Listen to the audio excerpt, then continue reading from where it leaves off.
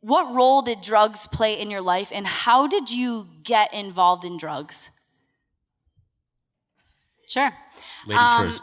I started using drugs actually with my cousins. We used to take these family vacations, and I was with actually the girl cousins. You typically think the guy cousins are the corrupted ones, but the girl cousins were with me, and I was the little cousin, and they were already, I think they were already smoking weed, but I was younger, and they asked if I wanted to come, and I was like, yeah, that sounds fun, like Barbies, weed, whatever, let's just try this. Because I was always looking for an experience, like something else, something new to try. So that's when I started. It was with my cousins, and yeah.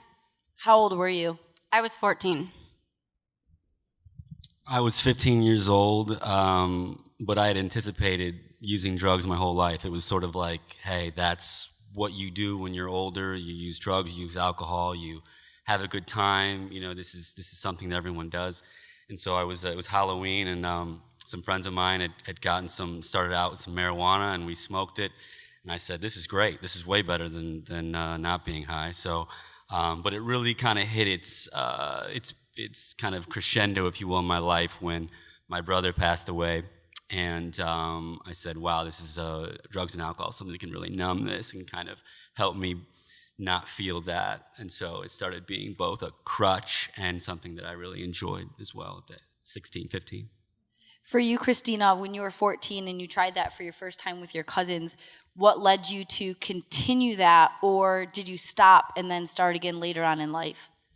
I think it got me pretty quick. It was, like I said, I loved experiences, so I tried to find the people at school that were already smoking weed, and I was like, okay, I'll just go start hanging out with them. I bet you they'll have something around.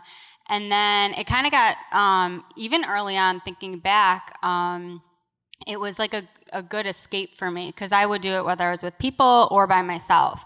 Like if I had some, I would smoke it. I wouldn't wait till I was with someone to smoke, which looking back, then I realized, that's obviously it's not healthy to do drugs like at all, but it's definitely, it's not healthy when you're doing it alone and not just a party. So, yeah. So the main reason for you probably doing drugs would be the escape, like from life? I would say two things: an escape and just an experience, just something else, something to try. I love, like, my adrenaline drives on experiences. So I think that's why I love the Lord, truly, because there's always an experience in His presence. So thankfully I found God, and that's a way better high than anything else. But yeah, I think experience and escape. What about you, Dan?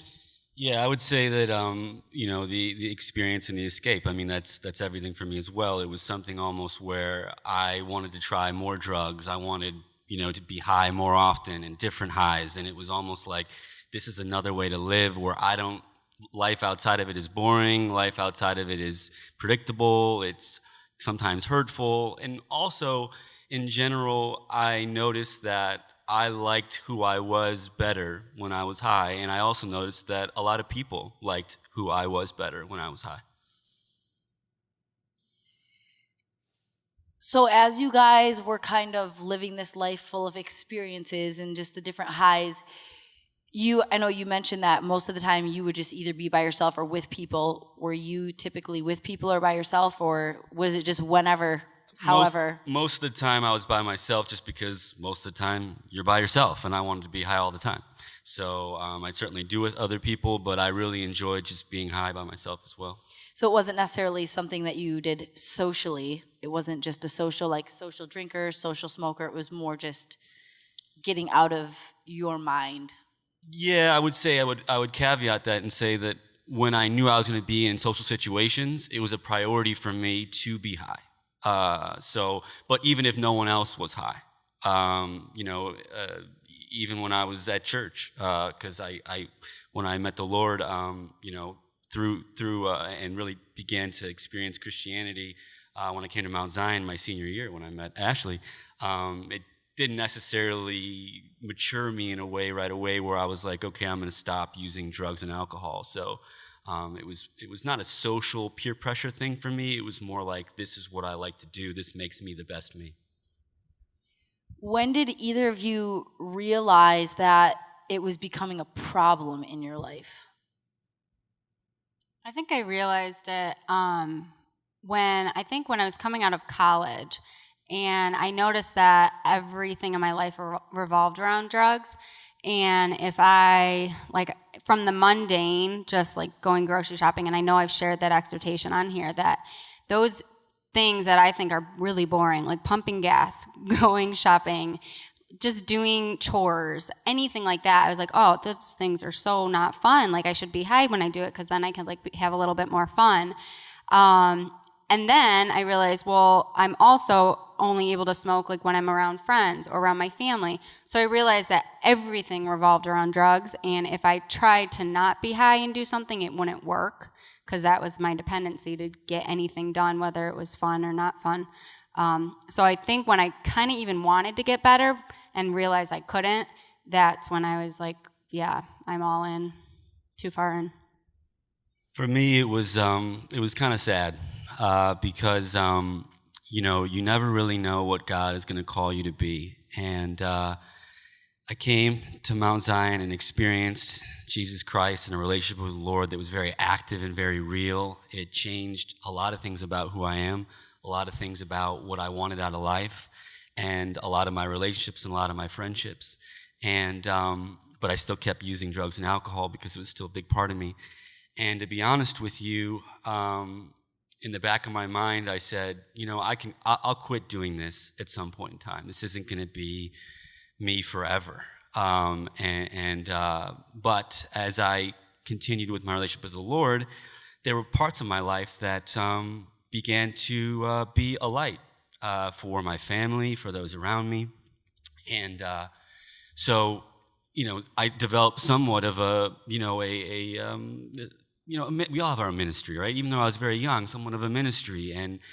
And I remember there was a time where I started, getting more into like more difficult drugs like ecstasy or cocaine or prescription pills. And, for the last few months, me and my brother had been kind of connecting with one another about Christianity and about, just the experience I was having. And I was so addicted and so didn't have any money, and I was so dependent. And I knew that he had a friend that had access to cocaine, which I needed at the time. And so I remember one day I woke up and I went down in the basement, and I basically begged him to connect me with that friend. And I could see the disappointment, that he had in that moment. And at that time, I said, my actions are real. You know what I mean? Like, the Lord has a plan for my life, and if I don't embrace it, it'll be either destructive or it'll be powerful. So that was a moment when I knew I had a problem. Did either of you feel like, from 15, 14, 16, whatever age it was, that even though you didn't realize you may have had a specific problem with that, but that doing drugs actually caused problems in your life, or caused problems maybe in a relationship or anything like that? Yeah, I would say, in all honesty, I think there's a lot of deception in using drugs. First of all, I think people think that it expands your mind and it allows you to go on those experiences that you can't get if you're not high, which that's true. But the unfortunate thing is it can obviously expand your mind in ways that you really don't want it to, and that can be traumatizing. And then also, I found that it stunted my growth.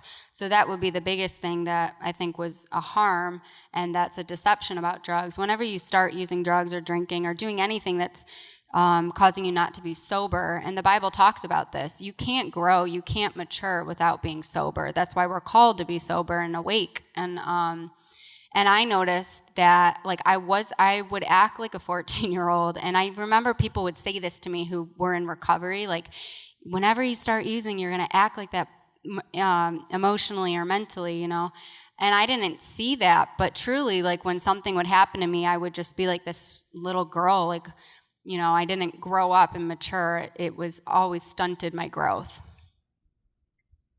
What's the question? So like, I just don't want to answer the same one. not necessarily when did you realize you had a problem with it, but in the years leading up to that, were there any problems it caused you specifically in your life or in a relationship? You know, the problems I had from using were never like the objective things in your life. I was always, I'll just be real honest with you. I was always able to manage school, work. Yeah, there's school, work, a lot of my relationships, even though I was heavily addicted and using, some very destructive drugs and alcohol. But the problems that it did cause are, like the ones I just talked about with my brother, like, throughout the dating relationship I had with my wife, I was high 90% of the time. So, I got used to experiencing life up here without actually having to work for it. So the problems that were caused for me were after I became sober. And because now I had built up, this dependency and this immaturity on how can I enjoy life and get the best out of life without drugs and alcohol. I was boring. I was bored. It was a difficult time.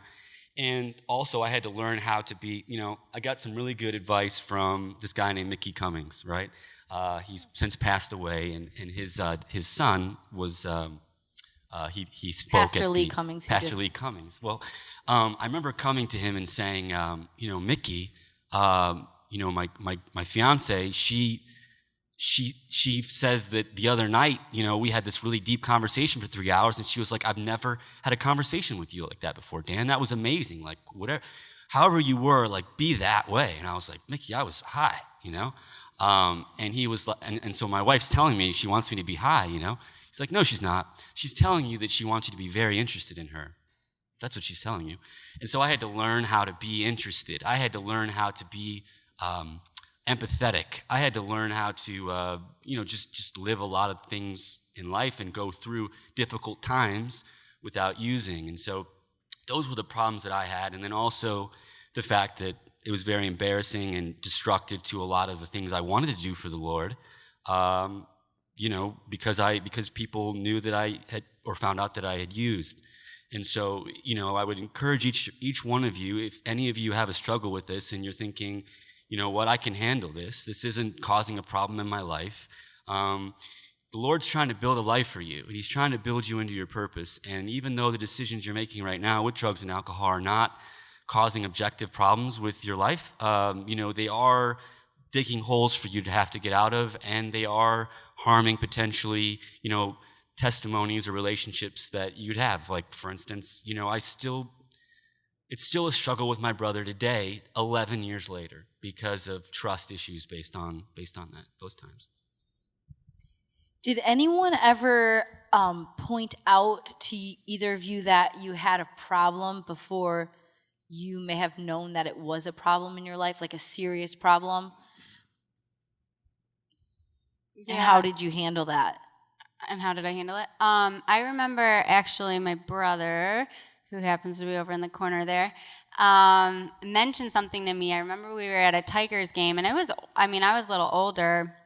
It was probably a year before I decided to get sober. And he realized that I was just, like I said, I constantly went off experiences. So I was traveling a lot. I was going to music festivals and shows, and it was just kind of the scene I was in. And he caught on, like, that scene also happens to have a lot of drugs involved in it. And he's like, are you sure you want to do this? Like, something along those lines, you can stop. Like, it's not worth it. This is going to destroy your life. You're going to have some really bad experiences because of it. Like, you should definitely stop doing this. And I remember he told me, and I was like, thank you. I really appreciate you telling me this, but I don't want to get better. I don't want to stop. Like, I enjoy the life that I'm living right now. But I always remember that conversation because he pointed out, and he said it in love, he wasn't condemning or anything. And I remember thinking that I didn't want to get better. Like, not that I thought I was bad. I didn't think I needed to get better. I just was like, thank you for the offer of having that type of life, but I'm going to choose this life. happy to know that you want me to live another one, but I choose this one. Actually, I think the most vivid time for me was your aunt. I don't know if you guys know Jeannie Cagle, but she's a PhD, has a lot of specializations that associate with this. And so I remember when I met her, I was going to Mount Zion School, and she was the counselor, principal, administrator. She was some type of authority figure there. And so I had come to Oakland Christian to Mount Zion because Oakland Christian had kicked me out for using drugs and alcohol. And I remember speaking to her and her saying, you have an addictive personality or some type of propensity to be addicted to things, and this is going to be something you're going to struggle with for the rest of your life. And I was like, you're crazy. You know what I mean? Like, I don't struggle with this, like this, that's kind of like an ultimatum, right?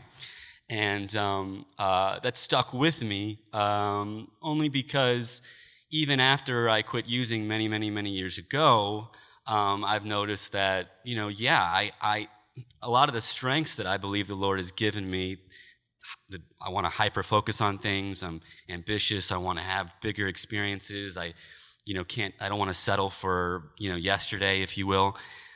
Those cause me to be addicted to things. And so even now, whether it can be anything, it can be like a hobby or it can be food or it can be whatever. Those words still, kind of ring true that I have an addictive personality, and, it's something you have to be aware of. At what point, what would you say was your lowest point with using drugs? If you had, or I guess maybe you just had high points, but. We had high points too. I think I remember distinctly when I think truly for the first time that I craved the Lord. And that's when I realized I was the lowest, because I was so massively hungry for the Lord and I was so lost. And it was almost like I tried everything other than truly surrendering to God. And I remember I was in my bed and I was so lonely, like so low. And I remember praying to God. I was like, God, like I literally feel like I have nothing without drugs. Like I can't be around my family unless I'm high. I can only be with friends who, do all this stuff. I don't have any friends who don't. I slowly started coming to 412 with my cousin, but I felt like I couldn't connect to anyone because no one else was open about, whether they're in recovery or not, except this dude. And he was the only person I would talk to for like a while. And yeah, so I realized I had absolutely nothing without drugs. And that's when I realized I was the lowest point in my life. Mine was actually after I got married. I got married really young. I was 21. Just to be completely honest, and I've shared this story before, a lot of the reason why I got married so young was because of drugs and alcohol. I cared about my wife at the time, who was my girlfriend. Was I ready to get married? No. But I quit using drugs and alcohol for like 3 months, and I was like, this is crazy. I got to do something crazy. So I joined the Army and got married. And I was able to get out of the Army, but thankfully the Lord didn't allow me to get out of my marriage. And as an aside, I love my wife. She's the perfect one for me. That really worked out great. But we had gotten married, and to be honest, I think my wife at the time knew that I may have smoked weed every now and then, or I drank every now and then. But I think she was pretty much in denial that I had some sort of a difficult drug problem, and that may have been an honest sort of blinders that she put on. So I wouldn't say that she knew that I was using ecstasy was the drug of my choice, which you can't take a lot of that, but I decided that I was going to do that. And so I was taking it all the time, every day. And I kept on having to take more and more and more and more. And I remember one night I took like 3 or 4 pills, and they were significantly more powerful than the ones I had taken previously. And I was laying on the couch with my wife watching a movie, and all of a sudden, like, my heart started to race. I started getting really dizzy. I'd never felt like that before. Like, my heart was like really going really, really fast. I couldn't really even comprehend anything. I got really hot, and I wasn't high. I mean, I just was like incoherent. And so I was like, all right, you got to go to the hospital. And my wife was the only one there. So I said to her, all right, honey, I'm going to need you to not freak out, but I took way too many pills, and I think I need to go to the hospital. I think something's really wrong with me, and this isn't going good, so we've got to go to the hospital. And so she kind of this is something where she didn't even think this was a potential possibility, right? And so she's kind of crying and freaking out, and she gets in the car, and we're driving, and she stops at a red light. I'm like, you're going to want to run that, you know what I mean? Like, we don't have that much time, And I remember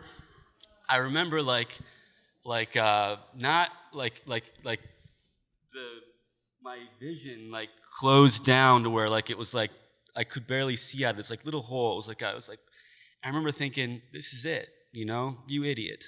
You know what I mean? Seriously, I said, God, forgive me for what I've done, and please accept me, because I thought it was over. And she took me, I guess she got me to the ER, and, they were able to give me a bunch of medication, and that slowed my heart rate down, and they were able to do whatever they did, and obviously, I survived.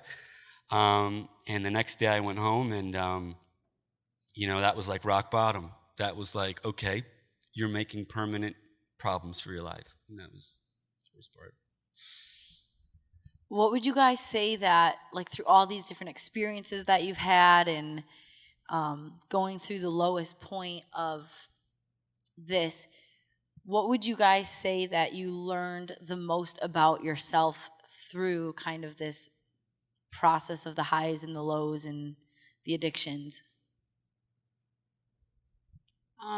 I don't know if this is specifically about myself, but I think I realized, I guess I realized it for myself, but I think it's within a lot of other people who are struggling too. Just that I was so deceived. Looking back, no one says that sin isn't fun. Sin is fun, but it's not for you. It's not good for you. It doesn't nourish your spiritual life, and God doesn't want that. And I think, if anything, I was so spiritually hungry, truly, and I was really broken and needed healing, and I chose drugs for that, and I thought that was the answer.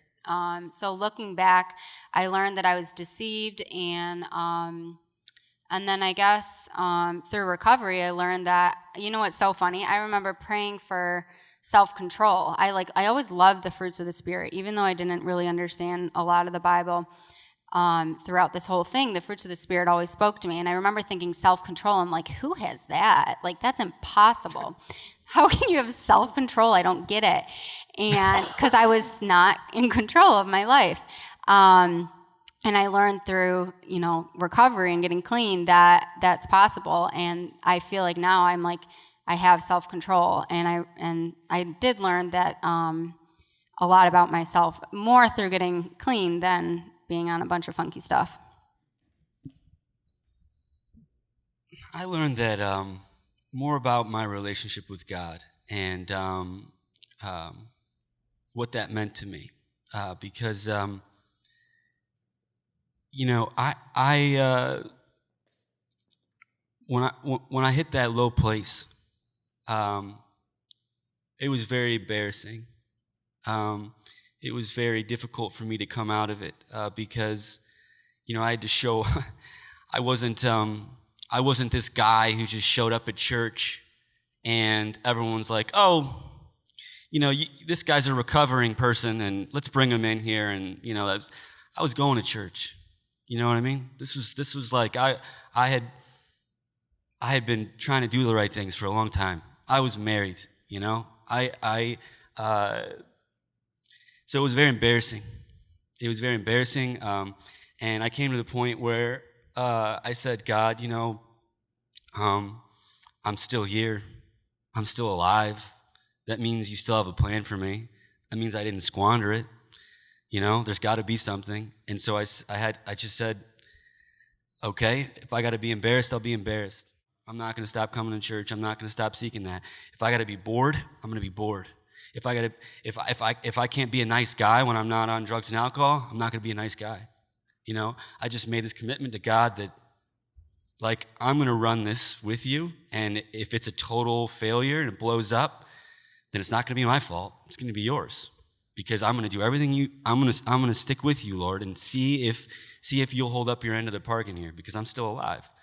And he did. But it was, I had to make that commitment that I was willing for life to suck for indefinitely. That was what I learned about myself, and I learned that I was able to get through that.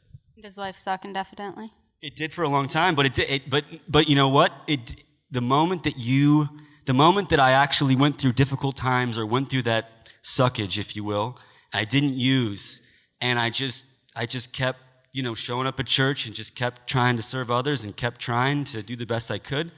Then all of a sudden, I would get these little wins with the Lord. Like, okay, I got nothing to show for this, but Lord, I didn't use this week. I went to church today, and it was boring, and I hated it, but I still went, And then all of a sudden, I developed this camaraderie with the Lord. It was like me and him, and we were on this journey together, and that became a source for me that even today, when I have a faith journey, I call back on those moments and say, all right, we're going to do this again. Would you say for you, it was a process, or in the moment that you ended up in the hospital because you took too many pills, was it like okay, today I'm making the choice to become clean, and you were clean from then on, or did you have a process of becoming clean? Well, that was the end of my process for coming clean. But that was a process that I had started. I was 22. And I had started that process the first time that, I went to an altar call at the CCA when I was 17. And I'd go a couple months on, couple months off, month on, 6 months on, 6 months off, And that was the end. It took many, many, many years. What about you? I remember it's actually kind of cool. Right before, so my cousin Troy invited me on a mission trip to El Salvador, and I was traveling a ton in my life, and I was, using drugs and going from place to place and country to country and just trying to find fun experiences. And so he was actually on his own journey and falling in love with the Lord. And he's like, well, why don't you come to El Salvador? You love traveling, come to El Salvador. And I wasn't serving the Lord at the time, but I'm like, yeah, that sounds sweet. Another country. I've never been to Central America. Let's do it. So 2 days before the trip, he couldn't come because he got his passport stolen. And I was like, oh man, I don't know anyone. Like, I'm just going to go on this journey with a bunch of Christians, and I'm like not going to be high for a week. And I haven't done that in 10 years. That's crazy. And I remember the day before I went on the trip, and I did know Ashley, but she didn't know I was being a weirdo over here for 10 years. But the night before I went on the trip, I remember the Lord, like, I sometimes think, I swear, I felt his hand slap my face and just slap me and wake me up and say, you're coming with me. It's over. It's finished. It's done. You're coming with me. I'm taking you now. And I remember bawling my face off, like grieving the loss of drugs, to be honest. And from that point on, my heart changed. I went on the trip. I found friends that I was praying for forever that weren't using and that were truly friends and cared about me for who I was. And I had fun and I laughed for the first time in my life in 10 years without being high. And I thought that was, you guys were all like complete aliens. I'm like, how are you guys having fun without being drunk or something? And it was just this special breed of beautiful people, obviously, that are now my friends and family. But from that point on, I realized my heart changed, so that process was kind of instantaneous, but the natural process took a lot longer, and I decided, to get baptized and filled with the Spirit, and that's what completely changed, because then my spirit started to change, and then naturally it kind of just began to shed off and purge off. But I remember the day that I started dating Ariel. I don't think it was the day, but we were kind of starting to date, and I remember that was the night that I told him, hey, I'm struggling with this stuff. I need help, and he helped me just kind of get rid of it. So yeah, it was a process kind of in time. Wasn't that long, though. I mean, that was one of the encouraging things to me about Christina and her cousin Troy was because I'd met both of them through them coming to church here and had tried to be a support person for them, relating to what they could go through. And just in my mind, I had always thought, well, this is just something that takes you come to church and it takes 6 years, 4 years, 5 years, and I had a lot of friends who had come to Mount Zion and come to church, and they never were able to keep on the recovery train, and they always would fall off. And it's been so encouraging seeing you and Troy to see, it was a process. It wasn't overnight, but it was pretty quick, and to see kind of how vivid and how you've plugged in and how you have, really just grown into this, this great woman, this great wife, and how you minister to everyone here. And just to see that is really encouraging to me, to see what the Lord can do, even very quickly. Thanks, and thank you for putting up with me, because I swear I couldn't talk to anyone else except him, because he's the only person who, I think you said it at some point that you were in recovery, and I was like, great, I can talk to someone. I'm not yet, and he was the only person I think that would talk to me for probably the 6 months I was trying to get clean at 412. Did shame ever play a factor in your guys' journey with that addiction? Yeah, big time. I remember when I first started using drugs and alcohol, it was right around the time when my brother had passed away. And, it was, a lot of it was by myself. But I noticed that at that point in time, my grades in high school, they were never great, but, at that point in time, they started to dip a little bit. And I didn't play sports as much as I had. And all of a sudden, I began getting a reputation for being sort of a burnout kid that, their parents didn't want them hanging around with me. And I had, I developed this reproach to where all of a sudden, the shame that came with that, it just created an identity for me. And I don't know how else to describe it, but it's almost something that I owned and that took a while to take off and to not think of myself that way. So I don't know if that answers your question, but I think the shame for me, just really honestly, is I was never ashamed of using drugs, and I'm not ashamed of sharing my testimony now, but I was ashamed to show people who I really was. Because I think for me, especially, I mean, this is why it's the biggest deception, is most people start trying or experimenting, in their early teenage years, and that's when you're discovering who you really are. So if you're, trying to understand who you are, but you're just, like Dan used the word a crutch, like you're kind of relying on something to show you who you are, and you become a different person because of drugs, I felt like I didn't ever know who I was.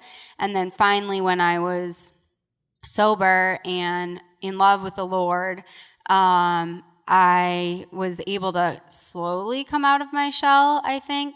And even I was trying to figure out who I was too, because I was doing things that I didn't typically know to do. And so I was getting to know myself, and I was trying to allow people to get to know me. And I even remember from my family, like when I stopped drinking, they didn't really realize I was going through all this stuff, but they didn't even know how to connect with me. And I find that it's still an issue with friends who, like, I went to college with. Nobody knows how to connect with us, connect with me. We didn't have alcohol at our wedding. Unfortunately, some people cracked out some bottles of wine behind our back, but and I brought all these friends from college, and they're like, where's all the booze? Like, what are you? Like, nobody understood me. So to be honest, that's something I still struggle with. Like, I have my church family, and I'm confident in being who I am with you guys.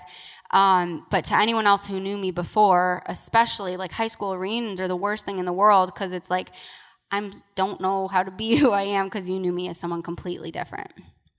On that note too, even at, I'll be 33 in November, they're like, you'll see somebody that you haven't seen since you were, 18, or, there are relationships that I had with the opposite sex at that age, that there are things that I did and the ways that I acted that I just cringe about it, and it still causes like, just again to encourage you that your decisions today actually matter. They will, God has you on a journey. You're not gonna always be where you are today, and make it easier on yourself, But I will say that one of the things that kept me going to church, and I don't think I've ever shared this with you, but was that my relationship that I had with Ashley and her dad, because they were, on its face, we were living very different lives. Ashley came from a different background than me. We were always really, really good friends. There was never any like romantic relationship, but we were really good friends. And she never treated me like I was a screw up or an addict or anything other than somebody who God had a call in his life. She never, and it was intimidating, right? Because she's the pastor's daughter, and same with Pastor Lauren, right? He never treated me like that, ever. It was always, he treated me as the person that I wanted to be. And so that really kept me connected to the church, and I never shared that with you, but thank you. You're welcome. Drove him around everywhere. Yeah. I didn't always have a driver's license, per se. But, for a long time. I drove him and David everywhere. Yeah.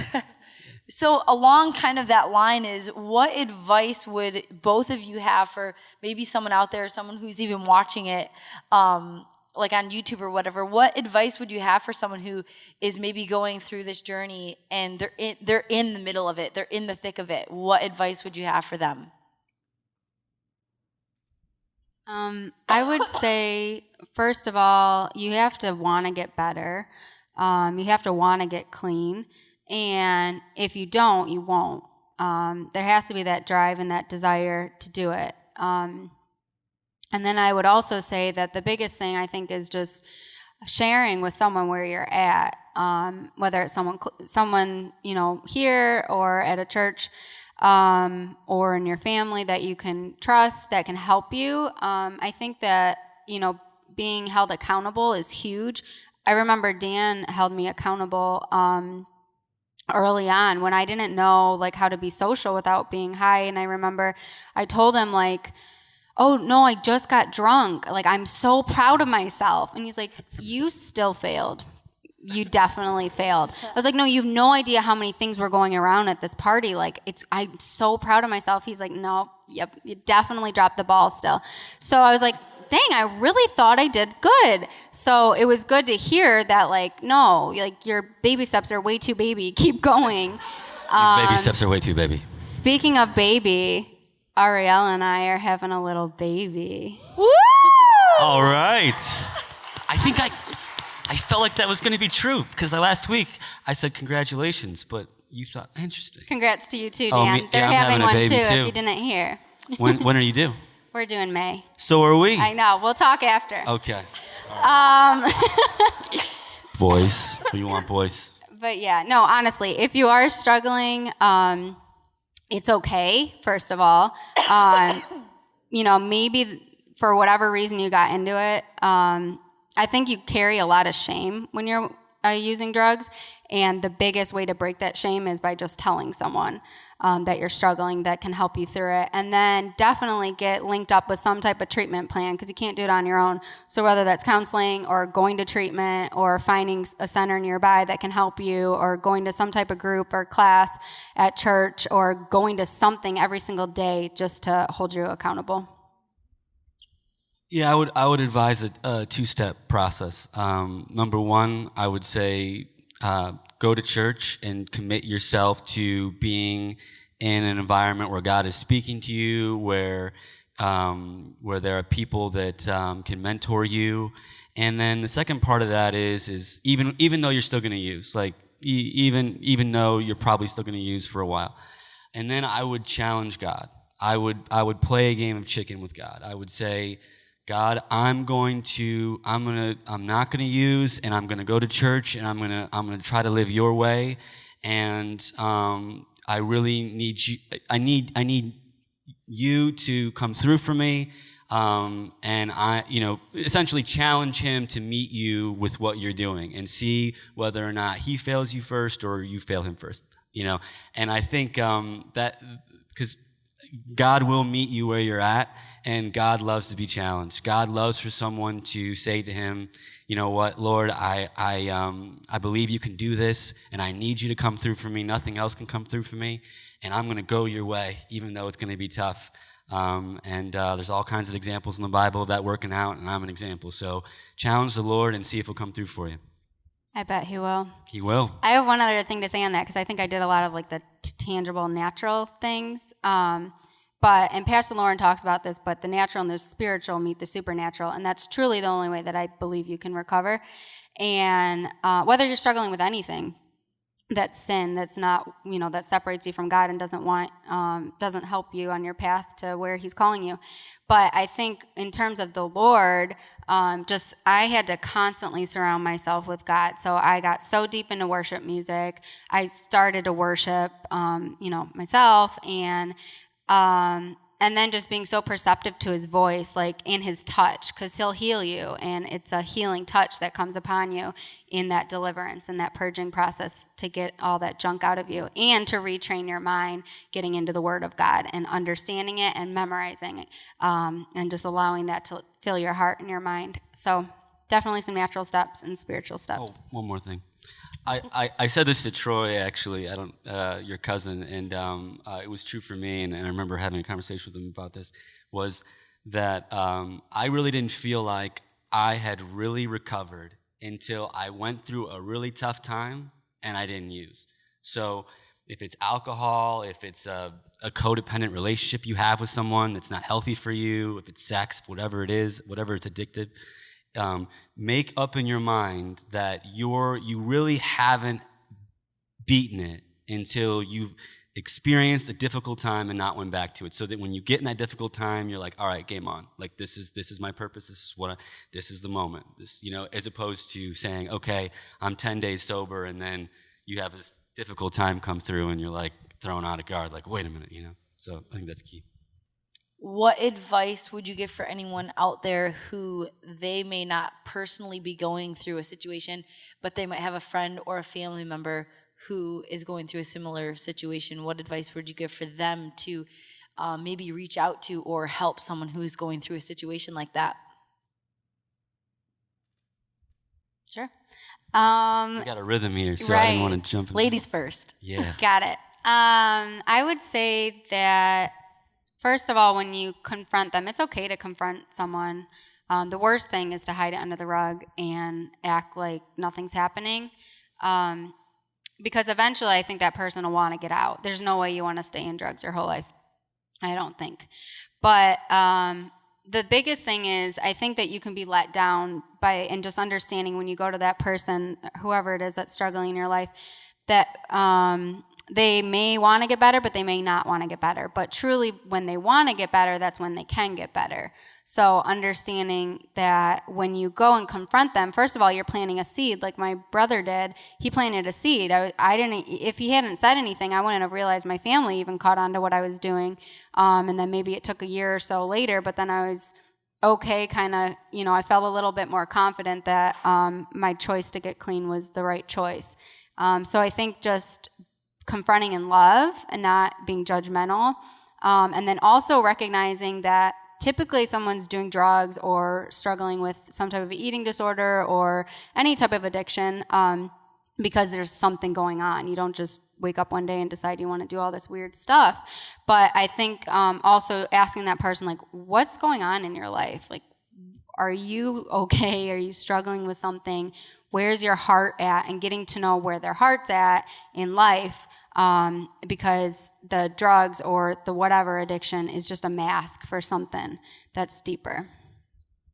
I would say focus on building them up into the call that God has for their life and focusing on that. A lot of times you'll need to remind them what they're good at, what you love about them, where you see God taking them, and remind them of that, help them develop that. Encourage them in that, go out of your way to try to open up doors for them to experience that and be a part of that. Remind them who relies on them. Try to get them in situations where they use their talent and other people are relying on them. Because oftentimes, when the Lord has a plan for you and you connect with that, that will be something that's romantic enough to get you out of what you're doing. And if you focus on what they shouldn't do, and you focus on how disappointed you are and what they've done, even though it hurts you, as the sober one, God called you in that moment to be the stronger person and to try to focus on them and building them up in that moment and trying to lead them to where God has them, which will be the only way they can beat that addiction anyway. What I love that Dan said was having someone who was able to see him in the potential that God had for him. And I would say if you're the one dealing with an addiction or dealing with drugs, the song always comes back to me, God, let me see things the way you see things. God, give me wisdom to know or think the way that you think. Because if you're going through a situation with drugs and you're relying on drugs, you're seeing life differently. But the way that you need to see life is the way that God sees life. Because if you are seeing, it says, the song that we sang says, takes black and white and turns it into color. If you're seeing things in black and white, you may think that you need that high to turn things into color. But when you serve God and you see that awesome call that he has for your life, you're going to see things in color. You're going to see things the way that he sees things, and the way he sees things are awesome. And also, if you're the person who knows someone going through that, again, don't look at them for who they are as the person wearing an addiction or wearing the sin or wearing their past mistakes, but see them in the potential that God has for their life. And I think that's the most important thing. Is if one thing from tonight is just, Lord, help me to see things the way that you see things. God, help me to see people the way that you see people. And when you can have the eyes of Christ and the mind of Christ and that heart of Christ, your world is a completely different world, and it's a really awesome world.